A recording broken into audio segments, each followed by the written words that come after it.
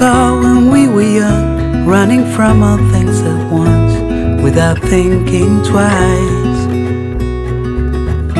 And I knew it would catch up, and that we would be the ones left behind. The stories I've been told, they never seem to leave my mind. And this road that I am on, I gotta stay here for some time.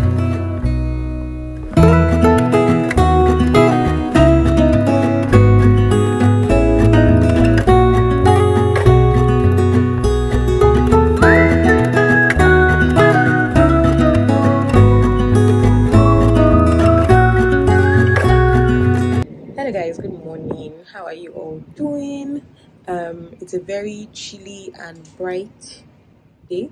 I'm on my way to work, and yeah, I just wanted to stop by real quick while I wait for Tisha. I don't know what she's doing, but she's doing something inside. I think she's supposed to color one part of her homework and she did not color it, so I think that's what she's doing now, real quick. But she has done the rest of the homework.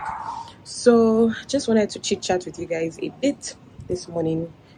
I don't know, I think this is the beginning of this week's vlog. I think this is the beginning of the vlog. We'll see how it goes, sha. But yeah, real quick, I just wanted to talk to like married people on here. Well, singles too can learn, sha, but if you're in a relationship too, you can learn. But I just wanted to talk to married people real quick, and it's something I learned. I've learned so far this year, and it's how it's so easy for, you know, us to just slip into that routine of things. Let me explain what I mean by routine of things. So yes, you're married, you know, you have your spouse, husband, wife, whatever. You know, when you guys got married, you were always, you know, going on dates. Even when you were even dating, you were going on dates. You were going to the movies. You were gisting. You were checking up on each other. And then, you know, it's now getting to 3 years of marriage, 5 years of marriage, 7 years of marriage, 10 years of marriage, and you know the kids have come, you know, and you're just, you know, you're living for each other. So you're paying school fees, buying diapers, taking care of your child, making sure that your child or your children have everything going on well with them, you know. And so because of all of that, it's so easy to slip into a routine. So routine of you wake up in the morning, you go to work, you come back in the evening, you play with your child, probably ask your spouse, how was your day? It was fine. Don't really have much to talk about. Sometimes you watch a movie, sometimes you don't. Somebody can be in the living room, the other person can be in the room, and it then puts a dent in your marriage, because at the end of the day, these children are going to grow up, you know, and leave you and your spouse, and it's just still going to remain you and your spouse in the house or with yourselves, because at the end of the day, both of you are people that God brought together. Yes, God created, through you have children, God gave you children, but those children are supposed to go and do their own things too. But it is you that chose that spouse, and that spouse chose you, and you people have like a destiny to fulfill, and, you know, goals and aspirations that you're supposed to do together. So it gets easy to fall into that routine of things. And I recently just noticed that for even myself, that, you know, it's just business as usual. Yeah, my husband is going to be there, my wife is going to be there, you know, and we are no longer, or we stop being intentional about ourselves. You necessarily don't even have to fight. It's not as if you're fighting, you're arguing, you know, like things are just normal. But then that intimacy, that the things you used to do before that used to make you so happy, that used to make you so giggly inside your belly, like, you know, like you couldn't wait to see this person, it just becomes business as usual. And like I said, it happens to the best of us, talking from experience. So I'm just here to just tell you that if you are getting into that situation, take a step back and reevaluate everything that is going on. So we had to do that. My husband and I had to do that. I feel like we'll make a video about this, both of us, because I can't only talk for my own path. Both of us need to sit down and actually talk to you guys about this.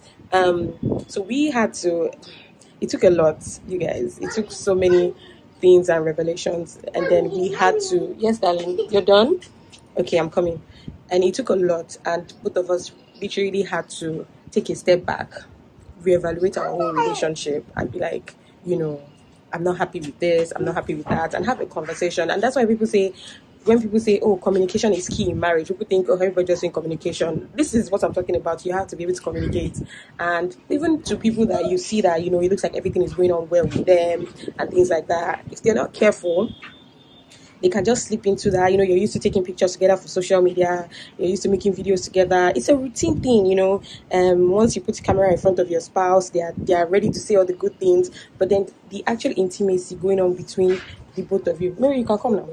You can pass. But the actual intimacy that you guys are supposed to be experiencing, praying together, doing things together, you now start falling short. And really, it happens to the best of us, like I said. But so basically, I'm just here this morning. Tisha is done. We have to leave.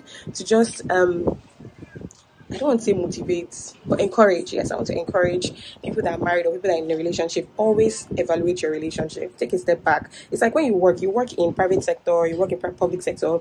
At the end of the year, some companies even do mid-year reviews, perform mid-year appraisals. So you need to appraise your marriage also. Like, are we doing well? Are we not doing well? What's going on? Where do we need to improve? Where do we need to do this? Because if you don't do that, if companies don't appraise their staff like that and just wait till after another 10 years, let me translate that, things would have spoiled. So many things would have spoiled, and that company would just be going downward spiral. So yeah, encouragement for you guys this morning is to take a step back, reevaluate your relationship, do the things that used to make you happy. I mean, that's left to you guys to figure out, but just evaluate your relationship. That's what I need to say this morning. All right, let's go to work. Look at this pretty girl. She don't want to tie your this bag. Yeah. Don't mind her. Auntie Mary, why did you not tie to chase this bag? Good morning. Yeah. Did you say good morning to the neighbor? Yeah. You did? Yeah. That's good. Say good morning, neighbor. See how this one goes to her car seat sometimes. Why? Oh yeah, go to your car seat. And buckle yourself. Ooh, glasses. Buckle yourself, Joe. Oh yeah, Mary, let her to sit down so she can buckle herself. Let's go. Time has gone. Sit down. Let's buckle up. Oh yeah. I'm coming. See, mom is going to. Oh yeah, now carry your Paw Patrol bag. No. Oshe, your daddy's glasses. Moisha, you like flenjo. Yes, I like it. You like flenjo. Yes. Yes, I just remembered real quick when Tisha was getting into her car seat. See this child? It's you. Anyways, I was just remembering real quick when Tisha was getting into her car seat. So somebody was telling me at work yesterday, they entered my car and then they saw Tisha's car seat. And they were like, this thing is still here. Like, this Tisha's car seat is still here. I'm like, yeah, like, what's the problem? And she's like, is it not supposed to be for children that are 1 to 2 years old, that be 1 year old or something? Like, once our children turn one, she's done with car seat. I'm like, you must think that is for them. Basically, she was telling me that, as if I was doing Igberaga. I was trying to show off that my child sits in. I said it's not a show off thing. Where I spent a lot of the formative years of my adult life out of the country, car seat is a necessity. It is not a luxury. You cannot, how do I put it? You cannot just put your kids to just sit normally in the car out of the country in advanced countries. And I was educating her. And she's like, hey, that's advanced country. That's not Nigeria. I was like, what's the difference? Are you not going to drive? Are your children not going to be in the back? So do accidents not happen? Excuse me, please. Besides accidents, it just helps us. Like, do you know how many times I've gone out with Tisha alone? Once she sits in her car seat and she's buckled and strapped, I don't have to worry about anything. Unlike a child standing here or wanting to sit in front and things like that. I don't know why Nigerians actually think that you having a car seat for your child is a luxury thing. You're trying to flex. You're trying to show them that you're better than others. I don't understand how somebody else's thing that they're doing for their own life and their own child is affecting people, and people are making it seem like it's not a big deal. She's already past that age. I'm like, no. Newsflash, she's going to be in a car seat since she's 7, or I don't know, I think 7. So it's not a luxury thing. It's not I don't know why. And she said that, once her children turn 1, I don't understand. So once they turn 1, they can sit down on their own, or what? Or I don't get it. Like, if anybody can explain that to me, Sha, that would be very great. Anyways.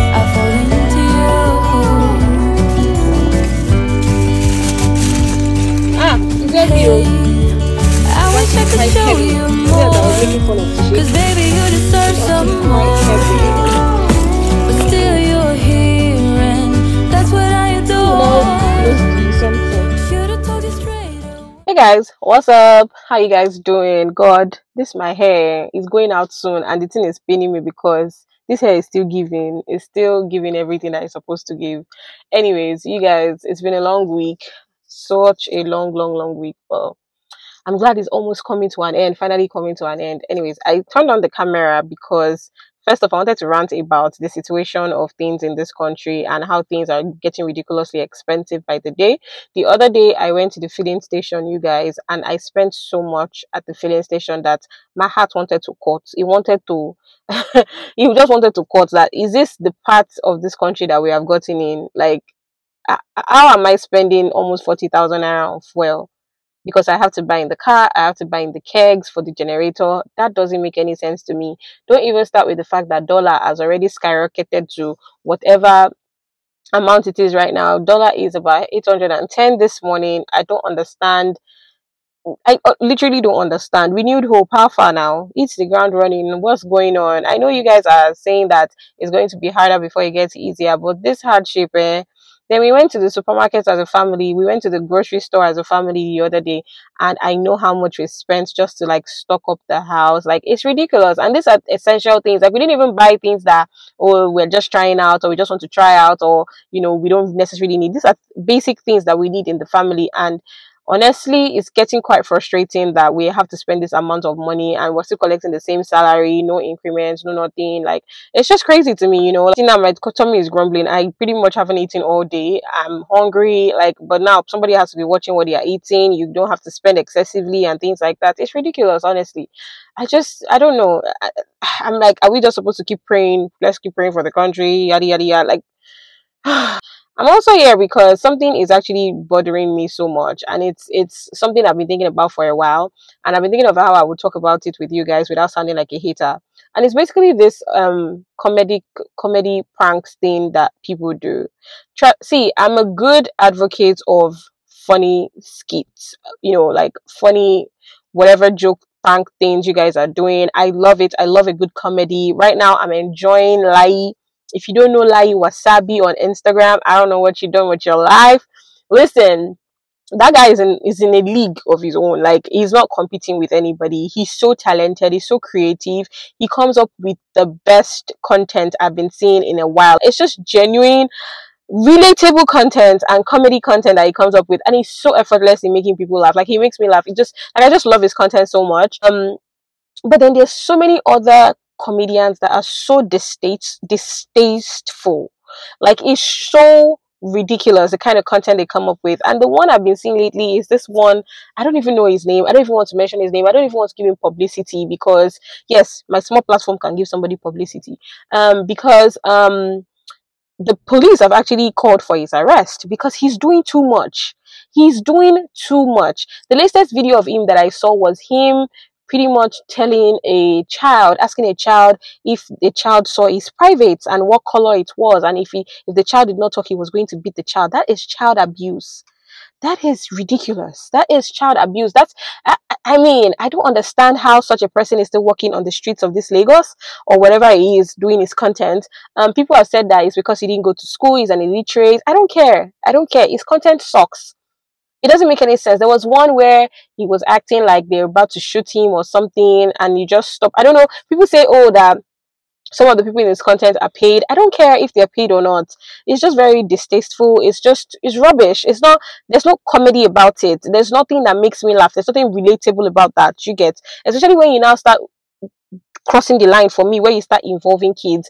I don't know if the kid was paid, if the kid's mom was paid, but that's a ridiculous thing to do.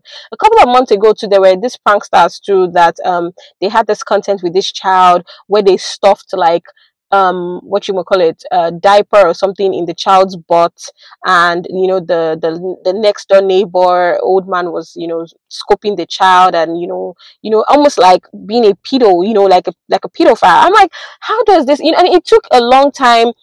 People kept reporting that page and that video. It even took a long time for Instagram to take that video down. I don't understand why it took that long, but they eventually did. And then the guys came out and apologized. But I felt like they should have taken responsibility, and something much worse should have happened to them than they just apologizing and getting their videos taken down. Do you get? People need to start paying for the consequences of their actions. There are several comedy or jokes that are not something you should play with. I just have a bad feeling about things like this. It just rubs me off the wrong way, and I just had to say something about it. Yeah, so I don't know what you guys think about this. I just feel like something needs to be done with this comedic or comedian pranksters, um especially when you start crossing the line and you start involving children. That's, you know me, that is where my own problem lies. Or when you start disturbing women and start talking to them in very offensive ways, that is where I have a problem. You can do whatever you want to do with any other gender, but yeah, it just had to be said. Anyways, I just got home. I just had to say this real quick because it was bothering me. Yeah, I hope you guys enjoy the rest of your day whenever you get to see this. I'm gonna see you guys. Bye.